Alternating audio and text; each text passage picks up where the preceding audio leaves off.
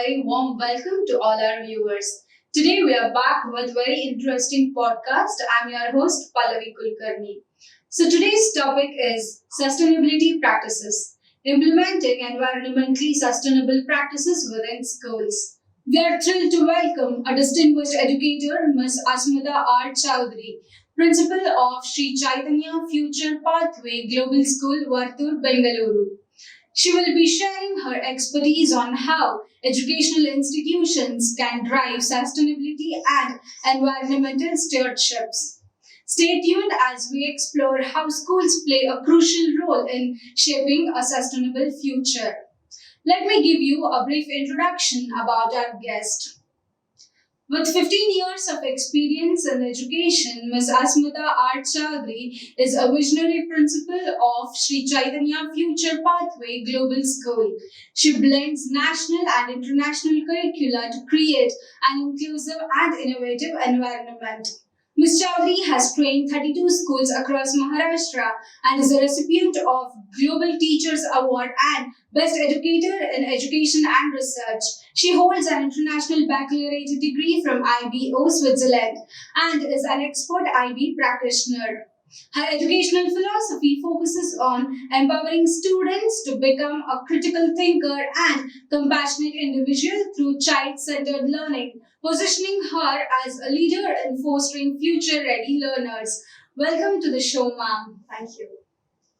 So let's begin our discussion with my first question to you. Yes. In a rapidly urbanizing world, how can schools densely populated in areas can integrate sustainable practices without compromising on space or the resources? Well, integrating sustainable practices in densely populated schools really need creative ways to optimize space and resources. To talk about few of the space efficient solutions, I can definitely suggest to go for vertical gardens in school. Besides, you can have green walls. You can have rooftop gardens and solar panels. Besides, you can plan for urban agriculture in plots or in containers. At the same time, you can also plan for a shared community space to promote outside and outdoor learning. And if you talk about resource optimization, there are actually many to name. To name few of them, I would say we can go for rainwater harvesting or composting. We can also go for recycling programs for plastic, paper, and glass. At the same time, we can have many student-led projects or project-based learning for our students, where our children can participate to raise awareness among the communities, among the localites or the other stakeholders. So I think these are the initiatives that would really help the schools to reduce the environmental footprints and empower or probably provide our students with a more valuable knowledge in order to build a more sustainable and greener planet. That's a great idea to have sustainability within school. So my next question to you is, how can we make sustainability a part of hidden curriculum where students learn about eco-consciousness and responsibility through everyday actions rather than formal lessons? Right. So incorporating sustainable practices in the hidden curriculum, I think that would really help our students to develop a kind of habit in their daily learning experiences. So when we talk about daily learning experiences, we can talk about the things that they can incorporate in their daily routine, like switching off the lights once they leave the classroom. True, right? Or switching off all the electronic devices and appliances. So they can basically adopt a kind of switch off, policy, okay, in the school, where everybody should have a common goal of saving the energy, right? At the same time, teachers play a vital role, right, in promoting or probably creating an awareness among their children. So how do we do that? What we do in our school, our teachers, they encourage or they probably develop a very sustainable environment in the staff room by promoting eco-friendly products. Okay, or we have a reuse station of materials where we promote the idea of reusing products like bags or glass or coffee mugs or coffee cups, whatever. Okay, so this kind of ideas, for example, if we can promote this idea of walking or carpooling or cycling to school, that would really help. Very good Right? initiative. Yeah. Yes. So these are few of the initiatives, and then we should celebrate this success together, and definitely we should work for the scope of improvement Right. together, Right. collaboratively. Just not our students, but we can involve our parents into that, right? The neighborhood. We can have such kind of sustainable practices through workshops, seminars, conferences, right? Or probably slogan march. So these are the initiatives that will help to build a sustainable culture in the school. Ma'am, can you quote any examples or the practices that you have inculcated in your school or in your school's curriculum that has helped students to have that awareness among themselves? Right.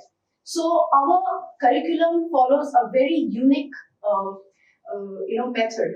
That is, we follow a 6 pathway kind of a system where we have a subject called entrepreneurship. Okay, so when we talk about sustainability, and we are very much aware of the SDG goals, the 17 SDG goals that we have. So what we have done with the lessons, we have aligned one SDG goal.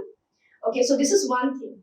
And as I spoke about the subject called entrepreneurship, so we had a kind of expo where our students have participated in making eco-friendly products. Right.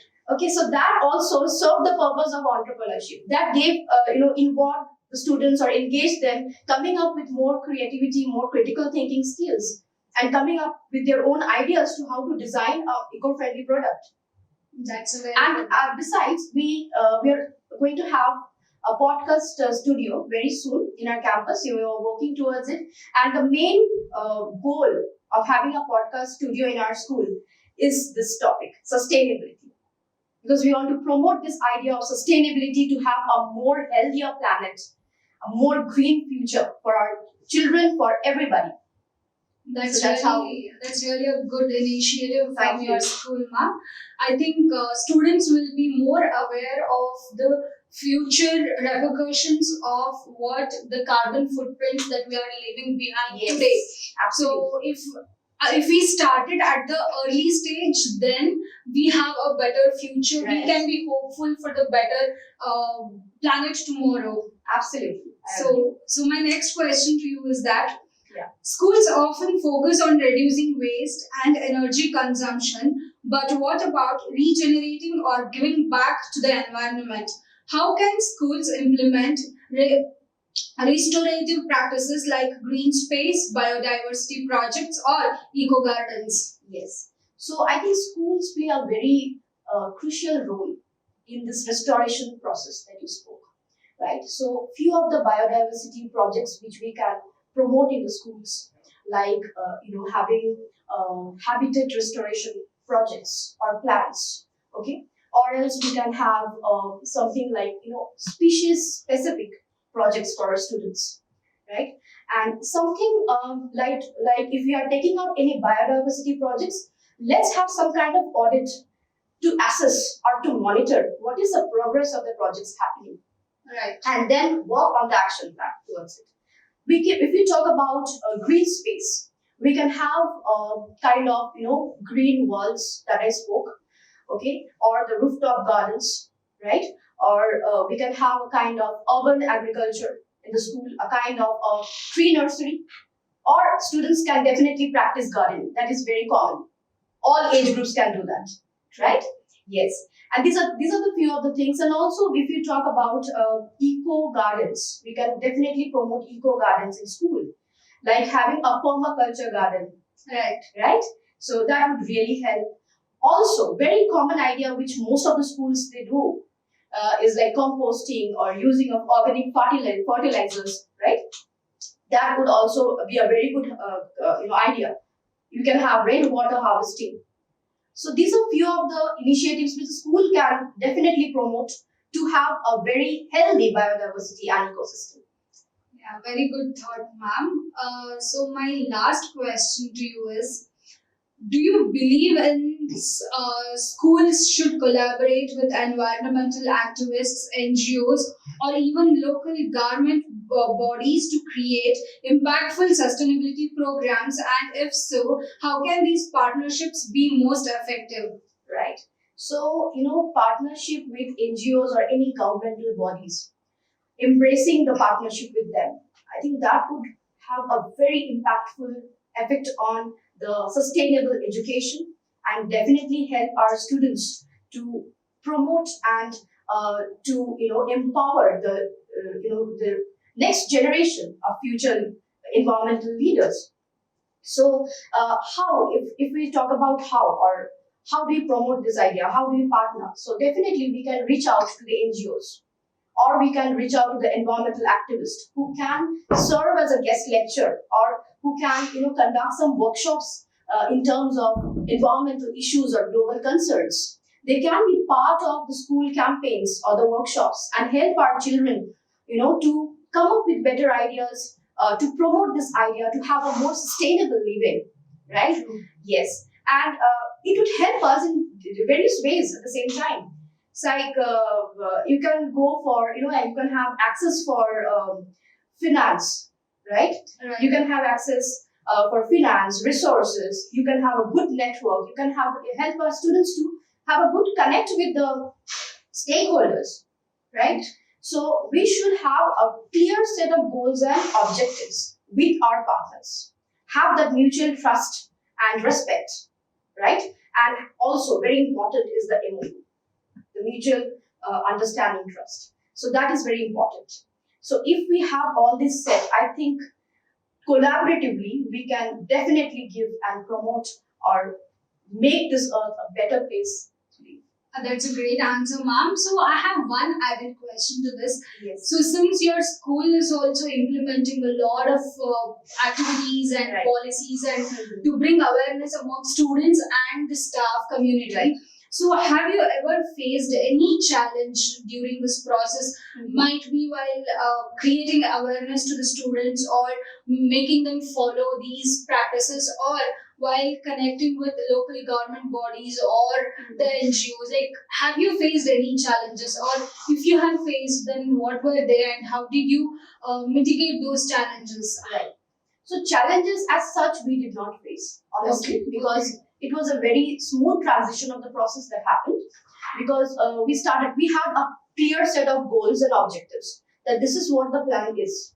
Okay. For Environment Day, we went for a slogan march. We went for a cleanliness drive in and around the neighborhood, the campus. Okay. And our students actively participated in the cleaning process.